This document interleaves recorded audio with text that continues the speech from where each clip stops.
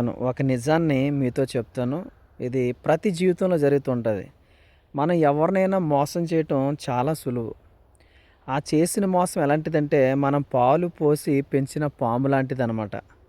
ఏదో ఒక రోజు ఆ పాము ఎలాగైతే తిరిగి కాటేస్తుందో, మనం చేసే మోసం కూడా అలాగే తిరిగి మళ్ళీ మనలకు గుర్తు చేస్తుందనమాట. మనం చేసిన మోసానికి పశ్చాత్తాపపడే రోజు, లేదంటే చేసిన మోసాన్ని ఒప్పుకునే రోజు ఒక రోజు ఉంటుంది.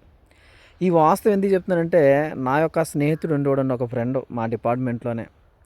వాడు నాకు చాలా పెద్ద అన్యాయం చేశాడు. ద్రోహమే చేశాడు. కానీ నేను ప్రమోషన్ తీసుకున్నాను గానీ, చేసిన పాపానికి శిక్ష అనుభవిస్తున్నాడు ఈరోజు. ప్రమోషన్ లేకుండా మా జూనియర్‌గా మిగిలిపోయాడు. ఎందుకు ఈ మాట చెప్తున్నానంటే, మనం ఎంత నిజాయితీగా ఉంటామో, మన నిజాయితీ మనల్ని కాపాడుతుంది. మనం ఎంత ఇతరులకు మంచి చేయగలుగుతామో, ఆ మంచి మనల్ని కాపాడుతుంది. మనం చేసిన చెడు ఎప్పుడు కూడా తిరిగి మనకే చేరుతుందనే విషయాన్ని జ్ఞాపకం చేసుకోండి.